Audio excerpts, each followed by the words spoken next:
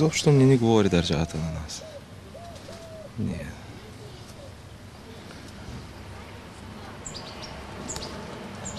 Ние специално никакъв контакт не сме осъществили, още не знам. Европейски програми, такова, у нас ли не са стигнали още? Почти нищо не ползваме тук. Ние малките земеделци трудно се уреждаме с тези европейски програми. Просто одобренията, не знам как решават, какво става. При нас трудно става. И по-точно големите земеделци, те си печелят програми вече, те могат и да си позволят и да си купат техники и земи и всичко без програми вече. Те са напред. Земеделието трудно може да се развива човек. Особено малките земеделци. Не може да купуваме ниви, не може да наемаме. Те дават вече големи ренти, големи такова. Техните машини обработват земята, по-голяма продукция получават, по-са печели. Ние, дребните, сме на изчезване. Повечето неща зависят от парите. Освен здравето, според мен. Значи, занимаваме се с две-три неща, за да може да сме поне от средната класа, иначе с едно не става. И особено тук в провинцията, не знам големите градове как има, тук в провинцията трудно. И работим на магазина, жените ни сменят, работим на полето, пак на магазина и така. Парите при нас, който колкото му трябват, не са от значение, не делим нищо. Семейство сме. То му трябва, он я взема, другия не водим сметки. Роднини, няма как да са. Те никога не стигат парите тук при нас. Не се забавляваме така. Изобщо. Влезли сме в матрицата и си действаме. Сигурно ако спрем да починим нещо, после няма не се получи. Къде е място на държавата? Изобщо не се съобразяваме с нея. Нито ни е помогнала, поне да ни вреди. Като сменото и правителство, ще дойде другото, третото, четвъртото. Пък нали всички бяха? Всичките ги сменихме, никой не мисли за народа, да създават работни места. Не. Всеки си кара неговата работа. Те не мислят за държавата, ние отиваме къде я мислят. Не сме екипни българите май. Да, всеки поединично се спасява. Това село преди 30 години примерно е било 2500 човека. Сега са под 800. С тия темпови след 10 години най-вероятно почти няма да има на какво да каже здравей. Цялата ни държава, нацията ни се затрива, ама той трябва да го мислят ние сгоре, ние така долу. То не излизат нови на хоризонта. Излезе царя, за 4 години само си връща имущество и си замина. Уж той беше новата фигура да не. И след това и пак се дойдоха старите и каквото... Нищо. Омагиосен кръг.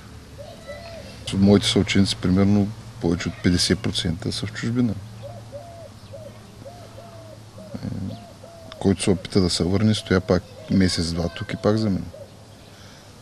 Карчо в Испания има криза, има съкращения, пробва в друга държава и така. В чужбина, чужденеци. Тук поне сме си на мястото. Да. И там работиш за найема, работиш.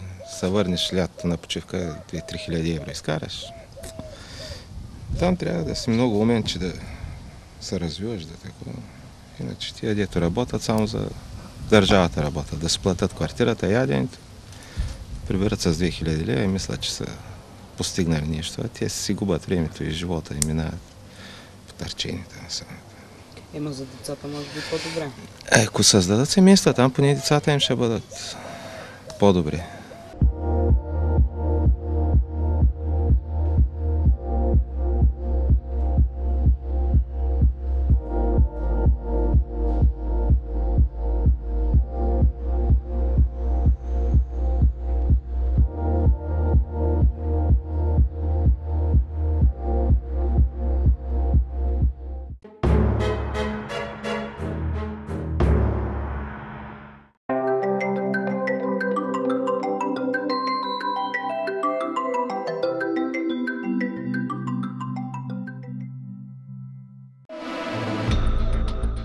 Гледайте всеки делничен ден от 18 часа.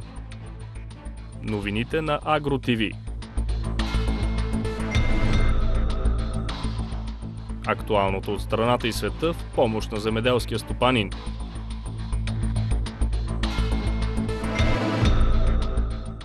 Новините на Агро ТВ.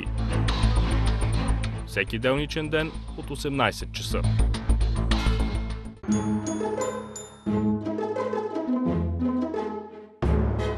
Агротема. Рубриката, която представя всичко интересно в агросектора. Агротема. Всеки делничен ден след новините по Агро ТВ.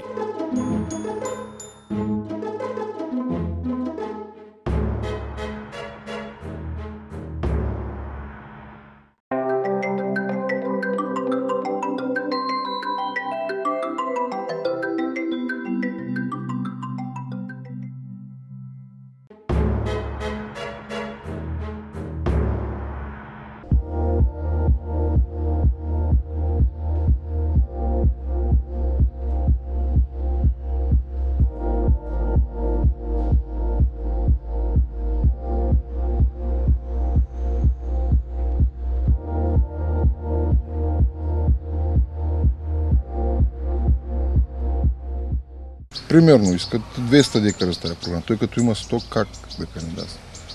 Той ако може да си купи още 100, няма кандидатство. Тук един декар земя върви между 900 и 1000 лева декар. Той ако има 100 000 лева да купи още 100 декара... Ще си караме земеделието на малките стандарти. Ще се борим с живота и т.н. Нямаш много неща за избор. Ти не знам... Нямаш кой знае какви условия, че да избираш и да... Почваме пак също. Няма. Пробваме с тези, но на държавна работа не сме работили, защото не дават заплатите на време, дават малки заплати. Не мога да се примирим да чакаме някой да ни даде. И пак частни бизнеси, земеделие, търговия. Предлагат 2-3-5 възможности да избереш една. Пробваме се, но което се изкара малко са печели, не върви, оставяме го друго и така. Имали сме машини, услуги сме правили, инсталации за отопление, за парна сме правили, климатици сме слагали, различни професии. Рискувате, значи, не сте ходим, караме курсови, кореспондент, бачкаме някакво, това е. Искай да се хвърлиш с главата напред. Не сме, кой знае какви големи не сме предприемали. Не, големи рискови не сме приемали. Да заложим всичко на една карта, примерно, не се надяваме да я печеливше. Не сме и много нависоко в живота, нещо средно ниво сме, тъй че... За сега оцеляваме. За да бъдеще, не знам. Приятелството е най-важното нещо. Важното е да мога да разчиташ на някого. Той живота е такъв, че винаги мога да издана. И най-близкия. Имали сме това случай. Като знам кое е положението, тук доста повече хора са по-зле от нас, че чак за падане. Аз специално съм имал такъв. При нас се изправиш единствено само с работа, друго няма какво. Ние сме само на средно ниво или бедни. Вие в столицата сигурно по-знаете кои са богати. Те са при вас там. Никой няма да дойде тук да си гледа богат лък. Пръв на село или последен в града? Пръв на село. Ти като си последен на село, ще бъдеш последен в града. Няма как да станеш пръв в града. Трябва да се оправим вече, нали сега. Промени идват. Нали? Трябва да сме по-добре след 10 години. На същото положение няма да е интересно. Все да боксуваме на едно и също място. Те докато не почнат да се връщат младите към селата, няма как да стане. Не може да ги върне Тодор Живков и те с нея могат да върне. Ние си действаме нашите работи. Да чакаме да се оправи държавата, трудна работа. Целият свят влиза в кризи в това и ние, дето сме най-зле да се оправим, няма да стане. И пак поединично, всеки да се спасява и това е. Аз съм дългорен също мнение. Ще не виждам каква промяна може да стане в тия 10 години, при условие, че 30 години никаква.